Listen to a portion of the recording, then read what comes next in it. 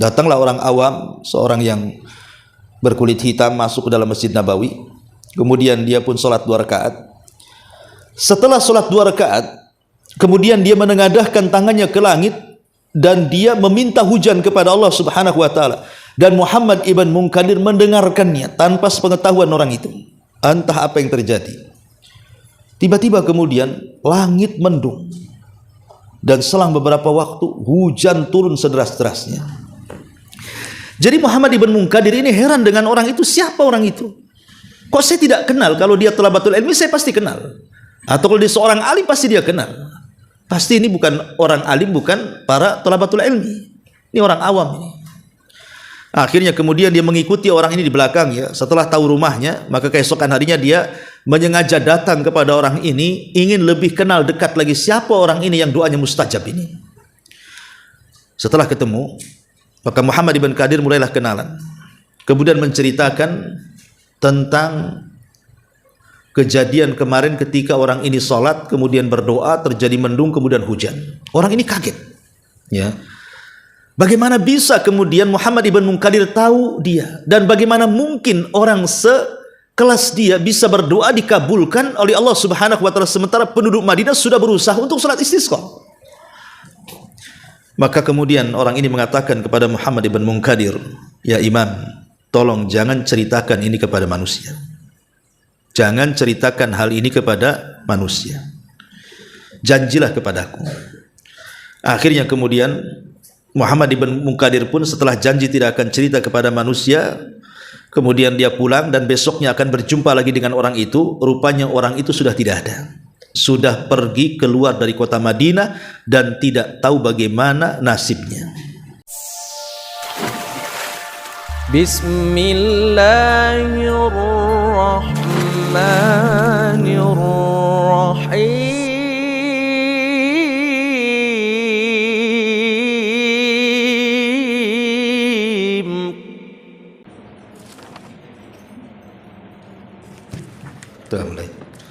Bismillahirrahmanirrahim. Assalamualaikum warahmatullahi wabarakatuh.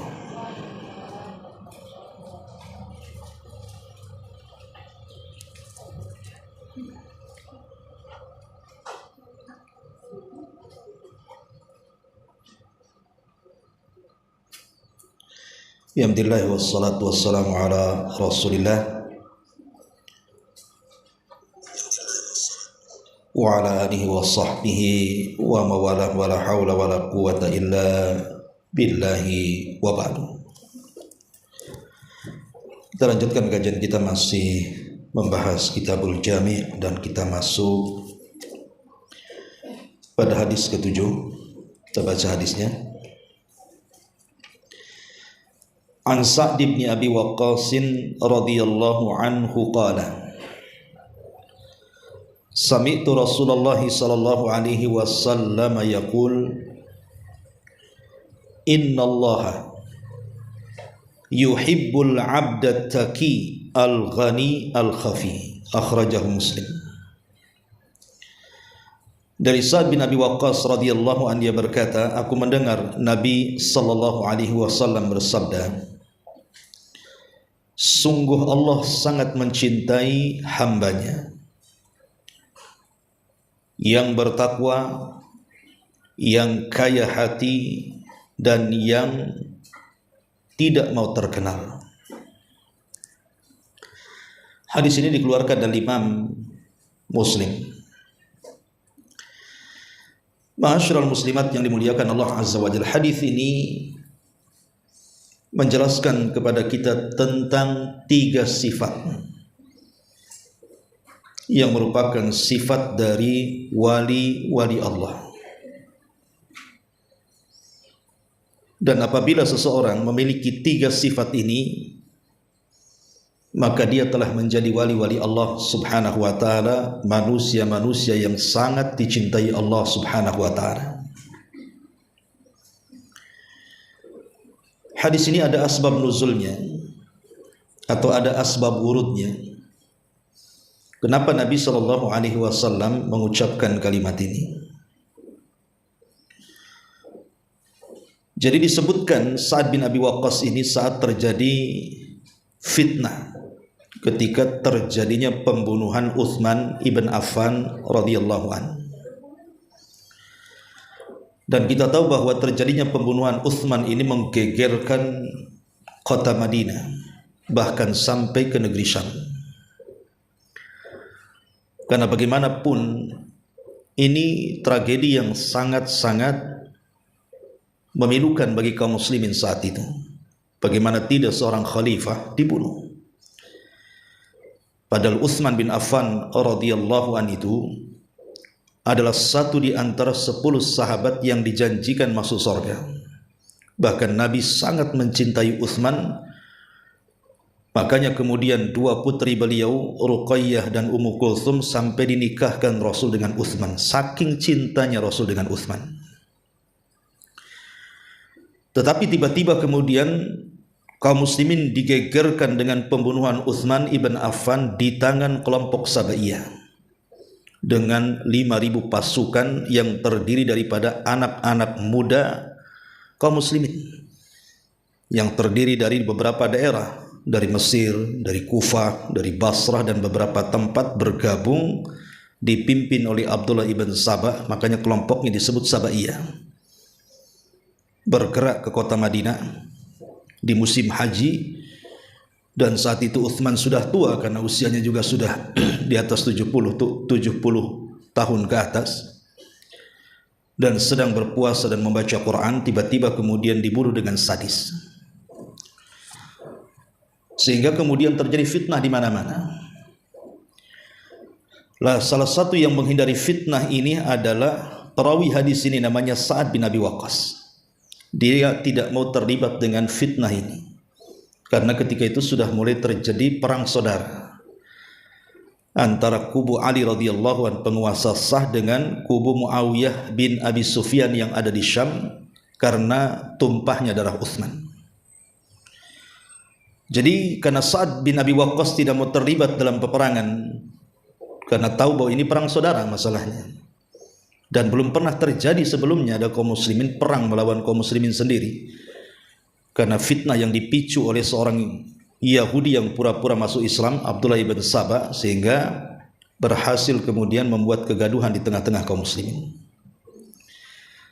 Sa'ad bin Abi Waqqas ini akhirnya keluar dari fitnah ini.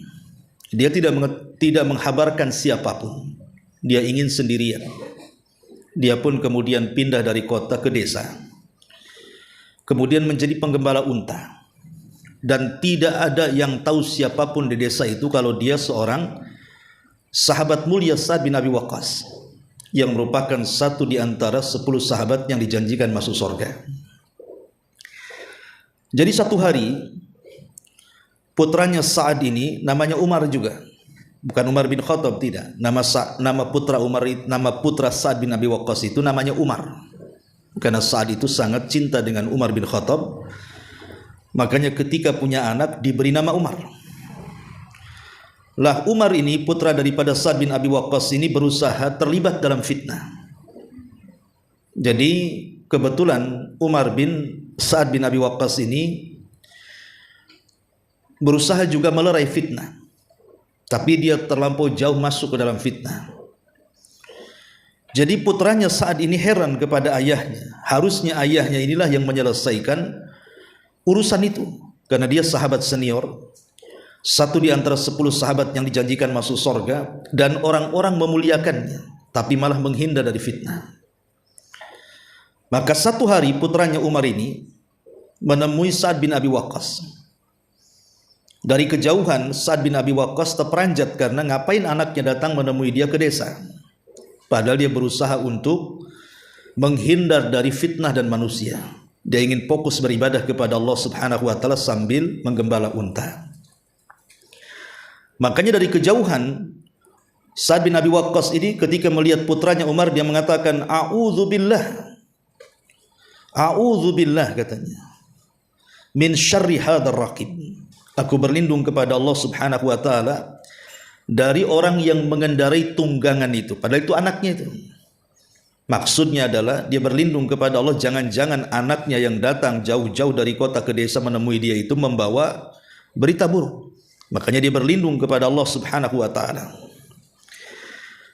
Kemudian sesampainya Umar menemui ayahnya Sa'd bin Abi Waqqas. Tiba-tiba kemudian Umar mengatakan kepada Sa'd, "Wahai ayahku, kenapa kau duduk-duduk di sini? Sementara manusia sedang ramai membicarakan fitnah, membicarakan siapa pengganti Utsman. Kemudian mau terjadi peperangan lagi. Kenapa engkau tidak mendamaikan mereka? Kenapa kau di sini?" Jadi Umar ini mengkritik ayahnya. Kenapa dia sampai lari dari manusia kemudian tinggal di desa, tidak ada yang kenal dia. Maka mendengar ucapan putranya, maka Sa'd bin Abi Waqqas ini marah dan mengatakan, "Uskut ya bunai, diam wahai anakku. Bukankah kau pernah mendengar Nabi SAW bersabda, Innallaha yuhibbul abda at-taqiyya al-ghaniyya al-khafiyya." Sesungguhnya Allah Subhanahu wa taala sangat mencintai hambanya yang bertakwa kepada Allah Subhanahu wa taala, yang kaya hatinya, dan al-khafi. Al-khafi itu maksudnya dia menjauh dari manusia untuk fokus beribadah kepada Allah Subhanahu wa taala, dengan istilah lain al-uzlah namanya. Uzlah itu menjauh dari manusia, tidak mau terkenal, dan dia ingin memfokuskan dirinya hanya untuk beribadah kepada Allah Subhanahu wa taala. Inilah disebut dengan asbab ar-wurud namanya. Kenapa kemudian hadis ini muncul? Ma'asyiral muslimat yang dimuliakan Allah Subhanahu wa taala, lihat bagaimana Sa'd bin Abi Waqqas, perawi hadis ini, dia berusaha untuk menjauh dari fitnah, kemudian bersembunyi di tengah-tengah manusia, dan tidak ada yang tahu bahwa dia Sa'd bin Abi Waqqas, orang yang sangat dicintai Rasul dan dicintai kaum muslimin. Kemudian fokus beribadah kepada Allah Subhanahu wa taala. Ma'asyiral muslimat yang dimuliakan Allah Subhanahu wa taala, di sini Rasul mengatakan, "Innallaha yuhibbul abda." Sesungguhnya Allah Subhanahu wa taala sangat mencintai hambanya. Ingat hadis yang pernah saya jelaskan. Allah Subhanahu wa taala itu, kalau sudah mencintai hambanya, maka Allah Subhanahu wa taala tidak akan cinta sendiri. Dia akan mengajak seluruh para malaikatnya termasuk Jibril untuk mencintai hamba yang dicintai Allah. Dan itu disebutkan dalam hadis. Nabi SAW mengatakan, "Innallaha idza ahabba 'abdan nadahu Jibril." Allah itu kalau sudah senang dengan hambanya, maka yang pertama dipanggil adalah pemimpin para malaikat, Jibril.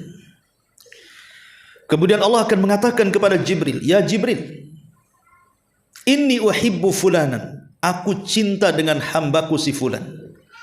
Fa'ahibbahu, maka engkau harus cinta dengan hamba yang kucintai. Fa'ahabbahu Jibril, maka Jibril pun mencintai hamba yang Allah cintai.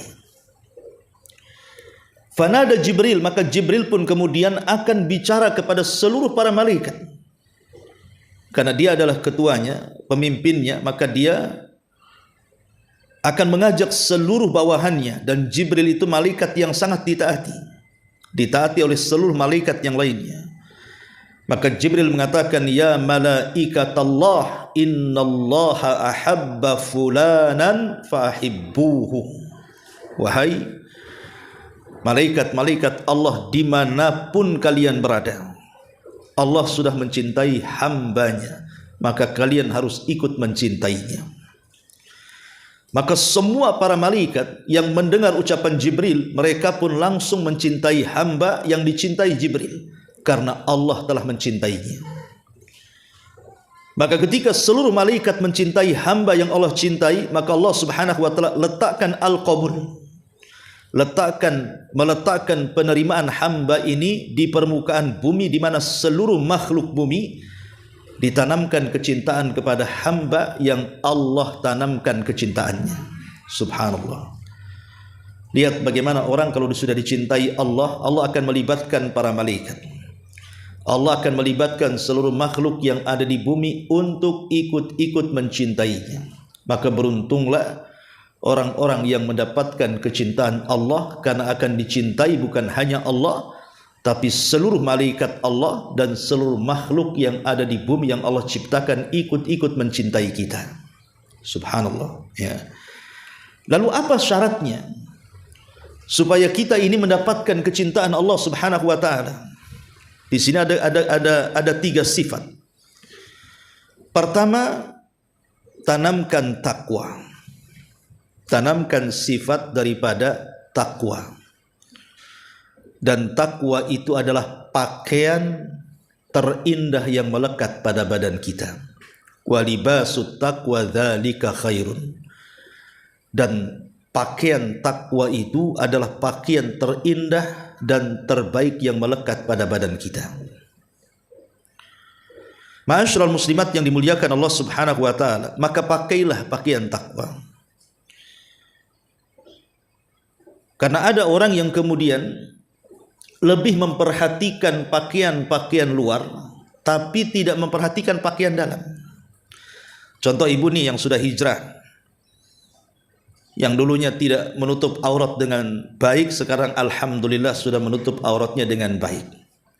Pakai pakaian yang gombrang-gombrang, yang sudah tidak lagi mengukir dari badannya, nampak lekuknya sudah tidak ada, karena sudah pakaiannya ada menutupi semuanya. Yang dulunya tidak pakai cadar, ada juga yang pakai cadar. Tetapi masalahnya, hijrah itu bukan hanya semata-mata di pakaian. Hijrah itu bukan hanya semata-mata di pakaian. Karena pakaian itu bisa dibeli. Orang jahat saja tinggal beli saja jubah, kemudian serban dan peci, sudah nampak tuh zahirnya dia baik. Tetapi hakikat hijrah itu muncul dalam hati. Jadi seiring dia menutup auratnya, maka hatinya memperbaiki tingkah lakunya. Yang dulunya suka gibah, kemudian setelah memakai pakaian yang menutup aurat, mulailah dikurangi gibahnya. Ya, kalau dihentikan secara total kayaknya tidak bisa. Ya, kemungkaran itu kalau tidak bisa dihilangkan 100%, ya minimal dikurangilah kan gitu, sampai betul-betul hilang. Yang dulunya mungkin kurang semangat melaksanakan ibadah, kurang semangat salat, kurang semangat sedekah, kurang semangat untuk hadir di majelis ilmu, makin semangat lagi. Yang dulunya mungkin akhlaknya kurang bagus dengan orang tua, dengan kerabat, dengan tetangga, mulai diperbaiki lagi. Itu namanya libasut taqwa. Itulah pakaian takwa yang Allah mengatakan walibasut taqwa dzalika khair. Dan pakaian takwa itu lebih baik dibandingkan hanya pakaian yang menutup aurat kita. Lah, karena takwa itu letaknya dalam hati, dan takwa itu yang menggerakkan seluruh anggota badan. Sebagaimana Nabi mengatakan, dalam jasad manusia terdapat segumpal daging. Kalau dia baik, maka semua badannya baik. Kalau dia rusak, maka semua badannya rusak. Itulah takwa. Artinya kalau seandainya dalam hati kita ini dipenuhi dengan takwa Allah Azza wa Jalla, bertakwa kepada Allah Subhanahu wa taala, maka dengan sendirinya badan ini akan mengikuti instruksi hati. Karena hatinya sudah bertakwa, secara otomatis matanya juga akan bertakwa, telinganya akan bertakwa, lisannya akan bertakwa, kakinya akan bertakwa, tangan, pemikiran dan seluruh anggota badannya pasti akan bertakwa. Karena gerakan badan itu diawali dari hati. Maka dari sekarang tanamkan takwa itu. Memang para ulama berselisih pendapat tentang definisi takwa itu apa. Ali radhiyallahu anhu ketika ditanya, apa itu takwa? Maka dia mengatakan takwa itu al-khawfu minal jalil, wal amalu bitanzil, wal qana'atu bil qalil, wal isti'dad liyaumir rahil. Jadi takwa itu penanaman takut yang bersangatan kepada Allah, berusaha untuk mengamalkan apapun yang disyariatkan Allah, berusaha qanaah menerima apapun pemberian Allah, dan berusaha untuk mempersiapkan bekal setelah kematian untuk berjumpa dengan Allah Subhanahu wa taala. Itulah takwa. Jadi takwa itu berusaha menanamkan rasa takut, bahwa kita harus memiliki perasaan takut kepada Allah, karena takut inilah yang menjadikan kita tidak maksiat. Kalau orang tidak punya rasa takut, dia akan maksiat. Tapi kalau orang memiliki rasa takut, pasti dia akan menjauh maksiat. Dan kalau sudah menjauh maksiat, pasti dia akan semangat beramal. Al-amalu bitanzil, semangat beramal soleh. Dan dia pun penuh dengan qanaah. Dia akan menerima takdir apapun yang Allah takdirkan kepada dia. Baik takdir itu baik atau takdir itu tidak baik. Baik berkenaan dengan rizki badan, rizki harta, rizki keluarga. Maka dia akan qanaah. Dan dia akan berusaha untuk mempersiapkan diri semakin baik lagi. Mencari bekal sebanyak-banyaknya untuk kehidupan setelah kematian. Karena dia akan berjumpa dengan Allah subhanahu wa ta'ala. Ma'asyiral muslimat yang dimuliakan Allah subhanahu wa ta'ala, maka tanamkan sifat takwa. Kemudian yang kedua, kata Nabi SAW, selain takwa adalah al-ghani. Inilah kenapa hadis ini diletakkan di bab zuhud dan juga wara. Karena disinilah hakikat daripada zuhud dan wara ketika kita ini merasa kaya hati. Karena kaya hati inilah yang menjadikan kita zuhud kepada manusia. Dan zuhud di dunia. Orang kalau sudah kaya hati, pasti akan zuhud di dunia dan zuhud kepada manusia. Maknanya, maka dia tidak akan mengejar dunia. Karena dia sudah kaya. Hatinya sudah kaya. Apalagi yang mau dikejar. Walaupun secara materi mungkin dia tidak banyak. Mungkin dia tidak sekaya kawannya yang punya rumah bagus, kendaraan mewah, tanah luas, mungkin juga uangnya miliaran, pekerjaannya bagus dan begitu seterusnya. Mungkin tidak sekaya itu, mungkin kehidupannya biasa-biasa saja, sederhana. Tapi kekayaan hati itulah hakikatnya yang membuat manusia itu bahagia. Dia kalau sudah merasa kaya hatinya, lapang dadanya, hidup dalam kondisi apapun pasti bahagia. Tapi sekaya apapun secara materi, tapi kalau sempit dadanya, tidak pernah merasa kaya hatinya, merasa miskin hatinya, maka kenikmatan sebanyak apapun tetap masih kurang dalam kehidupannya. Ada saja yang kurang itu. Nah ini kenapa kemudian orang yang kaya hati itu akan zuhud dari dunia, bahkan akan zuhud dari manusia. Dia tidak mungkin datang kepada manusia meminta-minta, karena dia sudah kaya. Maksudnya kaya hatinya, dia punya izzah, punya kehormatan, dia tidak pantang bagi dia untuk meminta-minta, untuk mengeluh kepada manusia, karena dia sudah punya Allah subhanahu wa ta'ala. Dia akan keluhkan masalahnya kepada Allah azza wa jalla. Makanya orang yang kaya hati itu tidak akan mengeluh hidupnya, tidak akan susah hidupnya, dan akan bahagia seterusnya, karena kebahagiaan itu hakikatnya dalam hati. Ma'asyiral muslimat yang dimuliakan Allah azza wa jalla. Kemudian yang ketiga, al-khafi. Al-khafi, khafi itu artinya dia berusaha menyembunyikan amalannya. Dia sudah bertakwa, dia sudah kaya hatinya, dan dia berusaha untuk menyembunyikan dirinya dari manusia. Dia tidak mau diketahui amalannya kecuali Allah subhanahu wa ta'ala. Itulah yang disebut dengan al-khub'ah, al-khabi'ah. Amalan yang tidak ada yang tahu kecuali Allah subhanahu wa ta'ala. Dan ini adalah watak dari sifat-sifat wali-wali Allah. Makanya aneh kalau seandainya ada orang mengaku dirinya wali. Wali itu bukan kayak nabi. Kalau nabi memang disuruh oleh Allah supaya dia ngaku, aku ini nabi.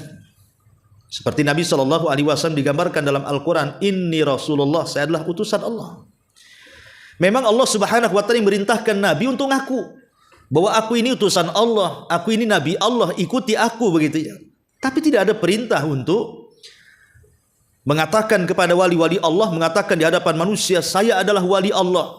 Kalau ada orang yang mengatakan seperti itu, dustakan kewaliannya. Kenapa? Karena wali Allah itu, dia pasti akan menyembunyikan dirinya. Di zaman salaf, ada seorang ulama namanya Muhammad ibnul Munkadir. Muhammad ibnu al-Munkadir rahimahullahu ta'ala.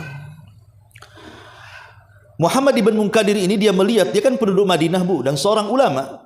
Dia pasti kenal para ulama di zamannya, para talabatul ilmi yang datang ke Masjid Nabawi untuk belajar. Namanya Muhammad ibn Munkadir, seorang alim, ulama besar. Jadi satu hari dia melihat penduduk Madinah ini sedang paceklik hebat, lama tidak turun hujan. Sementara kota Madinah itu sangat berhajat dengan hujan karena memang tanah di Madinah itu memang tanah pertanian. Lain dengan Mekah yang kering, yang gersang, kering kelontang, nggak bisa ditanami kan itu ya. Tapi penduduk Madinah sudah berusaha untuk melaksanakan salat istisqa, meminta hujan, tapi tak kunjung juga turun hujan. Jadi selepas salat subuh, Muhammad ibn Munkadir ini dia melihat ada seseorang yang masuk ke dalam masjid. Nampaknya dia tidak kenal, heran gitu ya. Padahal dia penduduk Madinah, seorang ulama Madinah, dia kenal pasti thalabatul ilmi ataupun para ulama di zaman itu. Tapi dia tidak kenal orang itu. Menunjukkan bahwa orang itu orang awam, bukan thalabul ilmi. Datanglah orang awam, seorang yang berkulit hitam masuk ke dalam Masjid Nabawi. Kemudian dia pun sholat 2 rakaat. Setelah sholat 2 rakaat, kemudian dia menengadahkan tangannya ke langit dan dia meminta hujan kepada Allah Subhanahu wa taala. Dan Muhammad ibn Munkadir mendengarkannya tanpa sepengetahuan orang itu. Entah apa yang terjadi. Tiba-tiba kemudian langit mendung. Dan selang beberapa waktu hujan turun sederas-derasnya. Jadi Muhammad ibn Munkadir ini heran dengan orang itu. Siapa orang itu? Kok saya tidak kenal? Kalau dia thalabatul ilmi saya pasti kenal. Atau kalau dia seorang alim pasti dia kenal. Pasti ini bukan orang alim, bukan para thalabatul ilmi. Ini orang awam ini. Akhirnya kemudian dia mengikuti orang ini di belakang ya. Setelah tahu rumahnya, maka keesokan harinya dia menyengaja datang kepada orang ini, ingin lebih kenal dekat lagi siapa orang ini yang doanya mustajab ini. Setelah ketemu, maka Muhammad ibn Qadir mulailah kenalan. Kemudian menceritakan tentang kejadian kemarin ketika orang ini sholat, kemudian berdoa, terjadi mendung, kemudian hujan. Orang ini kaget. Ya. Bagaimana bisa kemudian Muhammad ibn Munkadir tahu dia? Dan bagaimana mungkin orang sekelas dia bisa berdoa dikabulkan oleh Allah Subhanahu wa taala sementara penduduk Madinah sudah berusaha untuk salat istisqa? Maka kemudian orang ini mengatakan kepada Muhammad ibn Munkadir, "Ya Imam, tolong jangan ceritakan ini kepada manusia. Jangan ceritakan hal ini kepada manusia. Janjilah kepadaku." Akhirnya kemudian Muhammad ibn Munkadir pun setelah janji tidak akan cerita kepada manusia, kemudian dia pulang dan besoknya akan berjumpa lagi dengan orang itu. Rupanya orang itu sudah tidak ada. Sudah pergi keluar dari kota Madinah dan tidak tahu bagaimana nasibnya. Dia tidak mau dikenal orang. Dia ingin sembunyi dari manusia. Karena sudah ketahuan, makanya dia pergi dari kota Madinah. Itulah wali Allah namanya. Ma'asyiral muslimat yang dimuliakan Allah Subhanahu wa taala, ataupun kisah yang masyhur lah ya.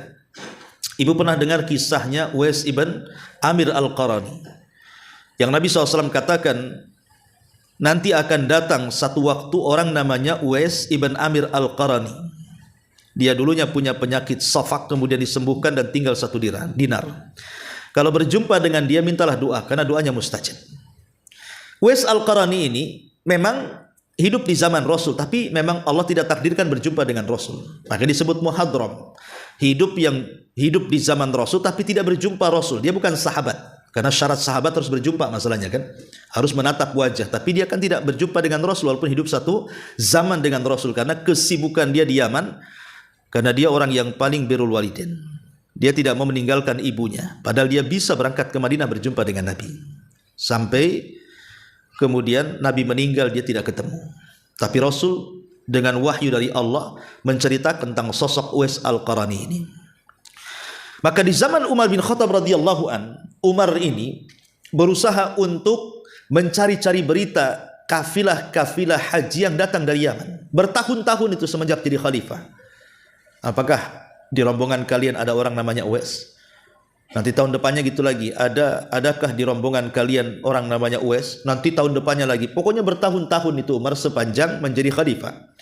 Setiap musim haji dia datang ke rombongan orang Yaman mencari-cari orang namanya Uwais ibn Amir al-Qarani. Sampai pada waktunya Allah takdirkan adalah nama itu tersebut. Maka Umar sangat bahagia dengan nama itu, karena nama itu yang dicari-cari, yang disabdakan Nabi SAW, doanya mustajab. Maka ketika mendengar ada rombongan kafilah dari Yaman, Umar pun mendatangi kafilah itu dan mengatakan, afikum Uwais, adakah Uwais di antara kalian? Maka salah seorang di antara kalian, di antara penduduk Yaman itu mengatakan ada, tapi dia sudah tidak sama rombongan. Karena dia memang orang miskin, orang susah, maka dia berhenti di jalan untuk bekerja. Kemudian disebutkan alamatnya di mana. Maka Umar pun mendatangi Uwais dan rupanya dia sedang mendapati Uwais sedang sholat sunnah. Kebetulan Umar bersama Ali radhiyallahu anhu. Ketika ditunggulah kemudian orang itu, maka Umar berusaha mencocokkan Uwais dengan apa yang disabdakan Rasul dari ciri-ciri yang ada pada Uwais itu. Dan Umar yakin inilah orangnya. Pada orang biasa, orang miskin, orang biasa. Kemudian rupanya Umar bertanya siapa namanya, siapa bapaknya, dari mana asalnya, kabilah mana apa namanya, dan begitu seterusnya. Rupanya cocok bahwa dia namanya Uwais, walaupun pada awalnya dia tak mau ngaku, tapi dengan desakan-desakan Umar akhirnya dia ngaku bahwa dia adalah Uwais, putra Amir dari kabilah Qaran Yaman. Dulu dia punya penyakit safak, kemudian disembuhkan dan tinggal 1 dirham, dan ditampakkan itu ciri-cirinya. Maka tiba-tiba Umar dengan bahagianya mengatakan kepada Uwais ini, istaghfirli, kalau begitu mintalah ampun kepada Allah akan dosa-dosaku. Subhanallah, sekelas Umar meminta kepada Uwais ibn Amir al-Qarani agar dosanya diampuni oleh Allah subhanahu wa ta'ala lewat doanya Uwais. Kalau sekelas Umar saja yang sudah dijamin masuk surga, dia tetap meminta kepada Uwais agar Allah mengampuni dosanya. Harusnya kata-kata ini keluar dari lisan kita, karena betapa banyak dosa yang kita lakukan. Tapi lihat Umar bin Khattab mengajarkan kepada kita, karena kita tidak terlepas dari dosa, dia minta kepada Uwais untuk diampuni dosa-dosanya. Dia mengatakan, istaghfirli ya Uwais, mintakan ampun kepada Allah ya Uwais agar dosa-dosaku diampuni. Maka kata Uwais al-Qarni mengatakan, ya Amirul Mukminin, anta afdalu minni, engkau lebih afdal dibandingkan aku. Siapa aku dengan dirimu? Engkau sahabat Nabi, orang yang paling dicintai Nabi, orang nomor 2 setelah Abu Bakar Siddiq yang dicintai Nabi. Apalah aku dengan dirimu? Tapi Umar menceritakan tentang sabda Nabi SAW akan kedatangan Uwais, kemudian memerintahkan agar sahabat meminta doanya. Jadi ketika kemudian Umar terus mendesak, akhirnya kemudian Uwais pun mengangkat kedua tangannya dan mengatakan, ya Allah, ampunilah dosaku dan ampunilah dosa Umar ibn Khattab radhiyallahu anhu. Kemudian Uwais mengatakan kepada Umar, ya Umar, jangan kau ceritakan tentang aku. Maka selepas peristiwa itu dan selepas Uwais ibn Amir al-Qarani melaksanakan haji, maka dia minta kepada Umar untuk menceritakan dia pun pergi ke Syam untuk ikut berjihad di sana dalam rangka membebaskan Persia. Tapi sayang, kabar Uwais ini sampai di sini tidak ada yang tahu. Apakah dia meninggal dalam kondisi jihad di Syam, ataukah dia kemana, pokoknya tidak tahu kabarnya. Begitulah wali-wali Allah. Innallaha yuhibbul abda taqiyal ghaniyal khafi. Allah itu suka dengan seorang hamba yang menggabungkan takwa, kekayaan hati, dan tidak suka syuhrah, manusia melihat dirinya. Itulah keikhlasan yang sesungguhnya, ya. Jadi keikhlasan yang sesungguhnya itu seseorang berusaha untuk supaya amalannya tidak diketahui manusia. Makanya Rasul mengatakan, man istata'a minkum, barang siapa yang di antara kalian sanggup untuk menyembunyikan amalannya, tidak ada yang tahu kecuali dia dengan Allah subhanahu wa ta'ala, an yakuna al-khabi'ah falyaf'al, kata Rasul, maka silahkan lakukan. Kalau kita bisa, Bu, kita ini beramal saleh yang tidak ada yang tahu kecuali Allah subhanahu wa ta'ala, lakukan. Karena dahulu di zaman salaf ada seorang sahabat namanya Tamim ibn Aus ad-Dari. Tamim ibnu Aus ad-Dari. Tamim ibn Aus ad-Dari ini adalah seorang sahabat Nabi SAW yang pertama membuatkan mimbar untuk Rasul, yang pertama kali menyalakan masjid Rasul dengan kepiawaian membuat obor, dan dia satu-satunya sahabat yang pernah berjumpa dengan Dajjal.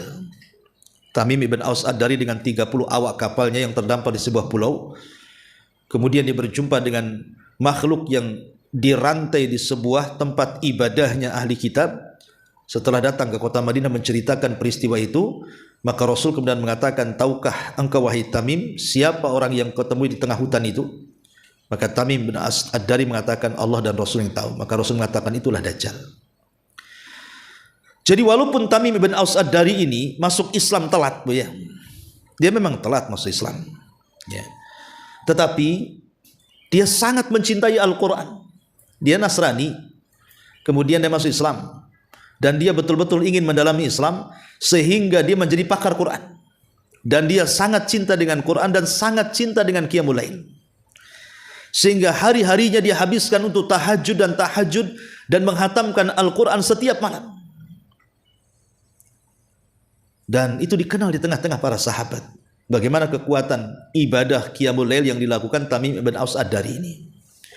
Sampai satu hari ada seorang datang kepada Tamim bin Aus Ad-Dari ini bertanya tentang resep kok dia bisa melakukan Qiyamul Lail sepanjang itu setiap malam dengan menghabiskan Quran berjuz-juz dalam salatnya.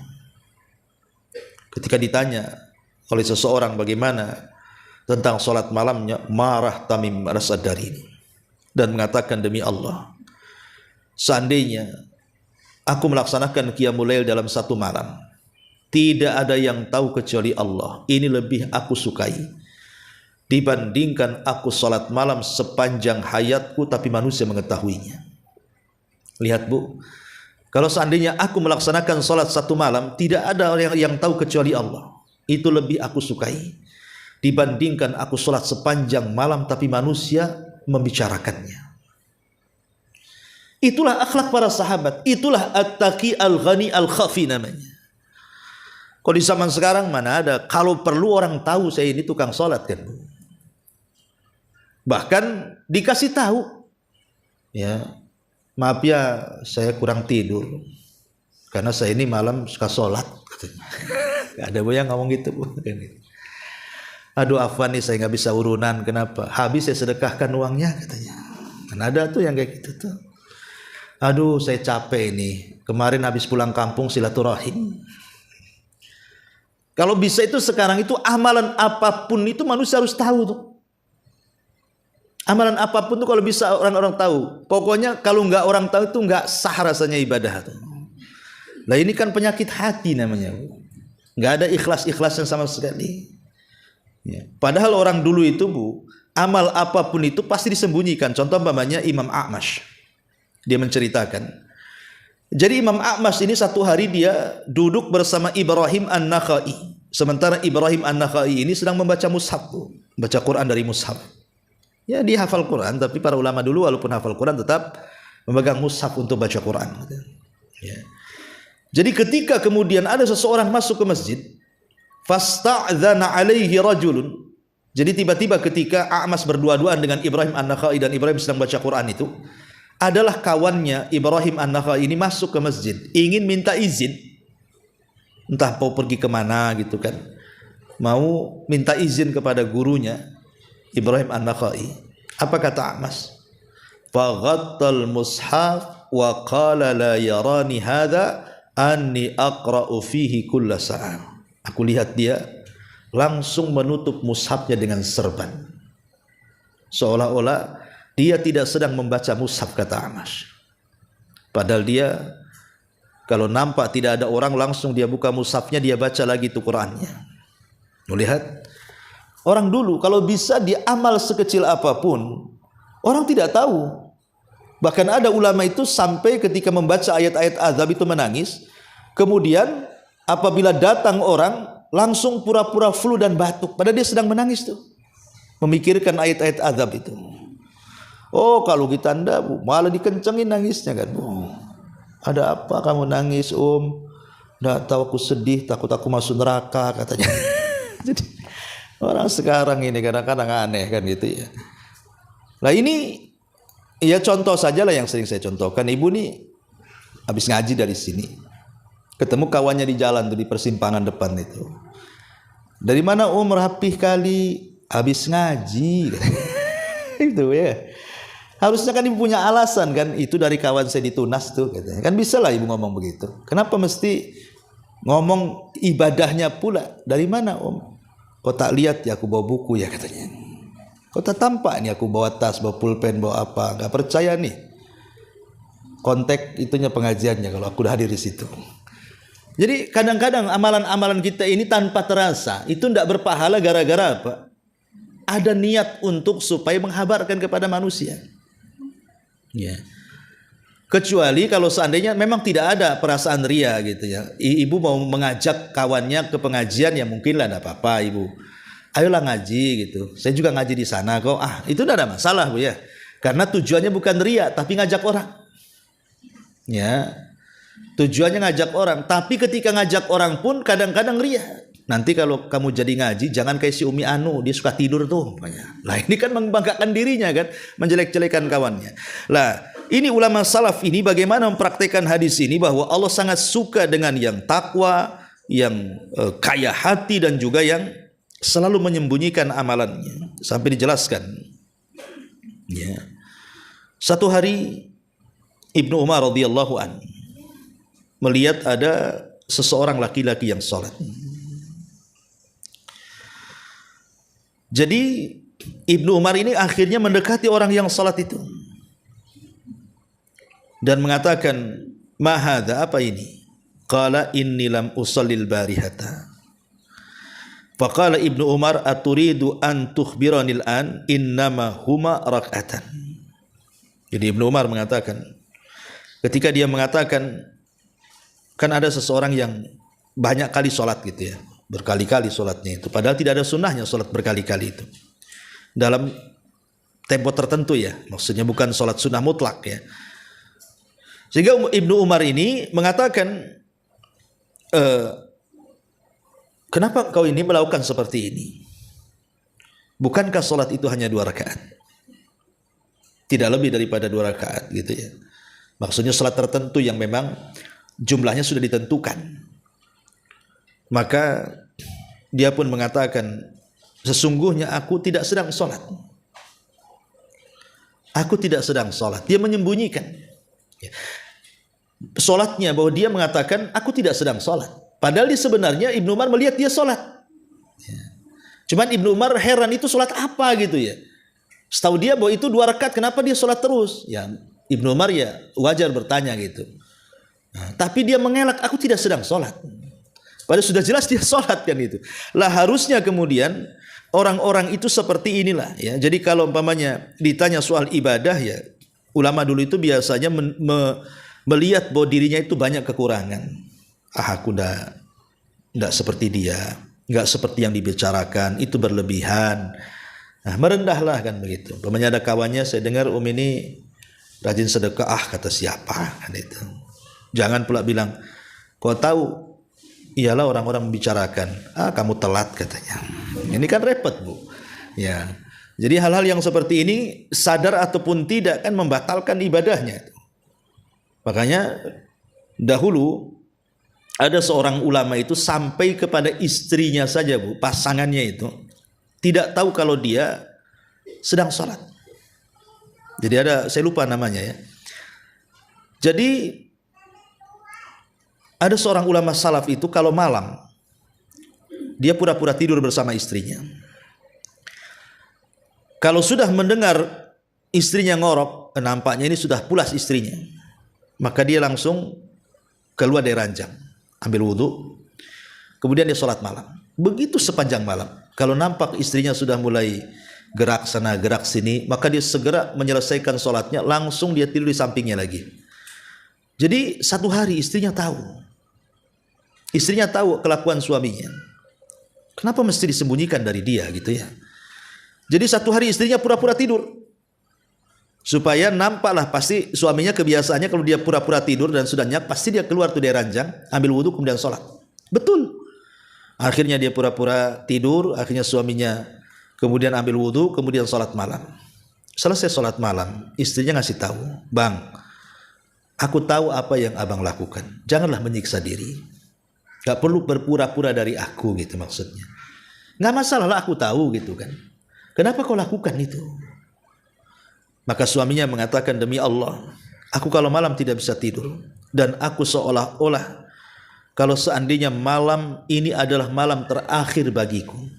Aku tidak mau malam terakhir bagiku dihabiskan untuk tidur dan tidak sholat malam.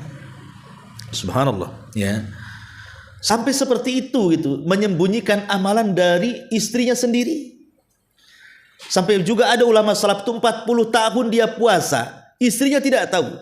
Jadi kalau pagi istrinya nyiapkan sarapan, alasannya sarapan itu mau dimakan di tempat pekerjaan, padahal di tengah jalan sarapan itu disedekahkan ke fakir miskin.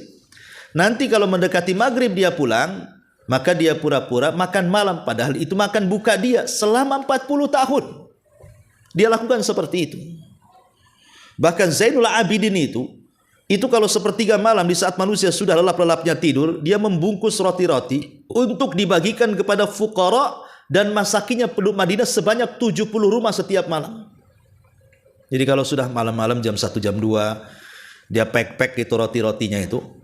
Kemudian dia keluar, nanti dia datangi rumah-rumah orang miskin, taruh di depan pintunya. Taruh depan pintunya sebanyak 70 rumah setiap malam. Subhanallah, ya. Nah ini contoh orang-orang yang al-khafi namanya. Sudah bertakwa kepada Allah, dia kaya hati dan dia berusaha untuk menyembunyikan amalannya. Inilah disebut dengan sifat-sifat wali-wali Allah Subhanahu wa taala. Wallahu a'lam bishawab. Ini diantara penjelasan singkat dari hadis innallaha yuhibbul 'abdat taqi al-ghani al-khafi. Wallahu a'lam. Sebelum saya tutup silakan kalau ada yang mau bertanya.